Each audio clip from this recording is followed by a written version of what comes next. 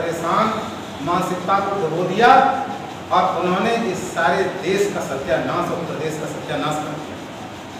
आप बताइए नौजवान कितना दुखी है, कह रहा क्या करें पढ़ करके, क्यों पैसे बर्बाद करें, ये पैसा हम अपने किसी प्रतिष्ठान संस्थान में लगा लें, रोटियां तो मिलेंगी, अरे पेट ही तो भरना है तो जीवन भर। हम अच्छे बनने की सोच नहीं सकते, अच्छा हम कुछ कर नहीं सकते, क्यों? 3 लाख रुपए से ज़्यादा अगर आपने इकट्ठा करके कुछ खरीद लिया तो फिर आयकर वाले आ जाएंगे, आप 3 लाख रुपए कहाँ से लाएंगे? इसलिए अब खर्च भी मत करो, पैदा भी मत करो, पैदा करोगे तो ज़्यादा हो जाएगा तो उसका हिसाब देना पड़ेगा और हिसाब कोई दे नहीं पाएगा, 58-54 का हिसाब कौन दे देगा, कहाँ से लाएगा? तो वो जब्त कर लिया जाएगा। ऐसा सिस्टम बना दिया कि हर स्तर से आप घुट के मरो। इसलिए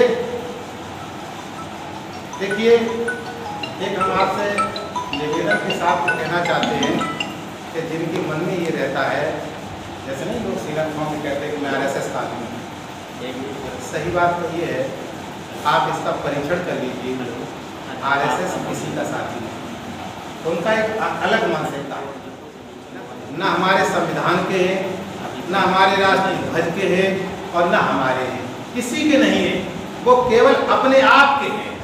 उन्हें केवल और केवल मलाई चाहिए, मौज मस्ती चाहिए और चाहे कुछ भी होता रहे, उन्हें से कोई लेना देना नहीं।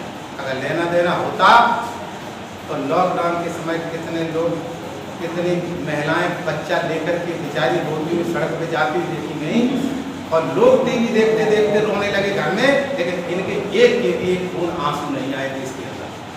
कितने लोग मर गए बेचारे, भूखों मर गए, प्यासों मर गए, चलते चलते मर गए, लेकिन इनके दिल में कतई जगह उनके लिए नहीं है। कितने कठिन है, इससे इनका परीक्षण हुआ है, कितने कठिन है।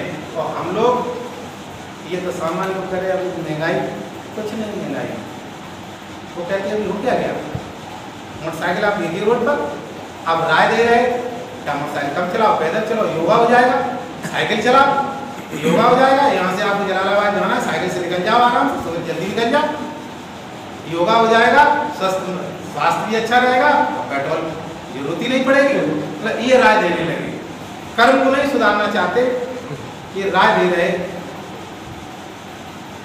बाकी हर विषय पर हमारे सभी शिक्षक साथियों ने आपको बताया, अगर आप इन सब चीज़ों में अंधेरा जो छाया हुआ है, आप के साथ मान लीजिए रात में 2 बजे जब आँख खुल जाती है तो ये लगता है कि 4.5-5 लाख जगह तब देश में खाली है नौकरी, क्यों नहीं भरना चाहते? सारा विभाग खींच रहा है, 5.5-6 लाख तो नौजवानों की वो जो है रेलवे विभाग मांग रहा है। मोदी जी शांत बैठे हुए, क्यों? कोई रोजगार नहीं देंगे, कोई पक्की नौकरी नहीं देंगे, केवल अपने आप जो कुछ करो तो करो। ये स्थिति से हम लोग तभी निकल सकते हैं कि अब इनको हटाना पड़ेगा।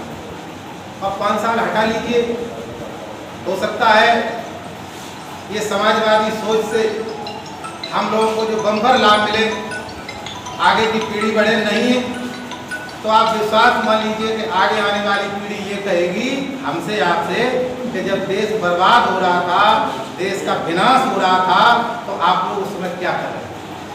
वो पीढ़ी तो माफ करने वाली नहीं है।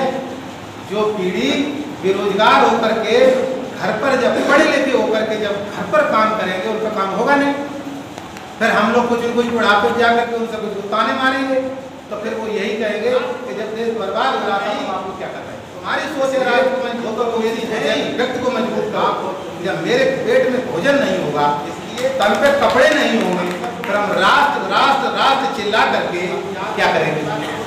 हम मजबूत होंगे तभी तो राष्ट्र मजबूत होगा। पहले व्यक्ति को मजबूत होना चाहिए। और ये लोग हवा वाली बातें करते हैं, हम भूखे, हम कह रहे रोटी दो, कह रहे भारत माता की जिंदाबाद करो। भारत माता की जिंदाबाद तो तभी होगी जब हम मजबूत होंगे। तो सबसे पहले व्यक्ति मजबूत होगा, देश तो हमारा मजबूत हो ही जाएगा। इन्हीं शब्दों के साथ हम आप लोगों का बहुत बहुत हृदय से हार्दिक आभार और अभिनंदन करते हुए अपनी बात को विराम देते हैं। जय हिंद, जय समाज।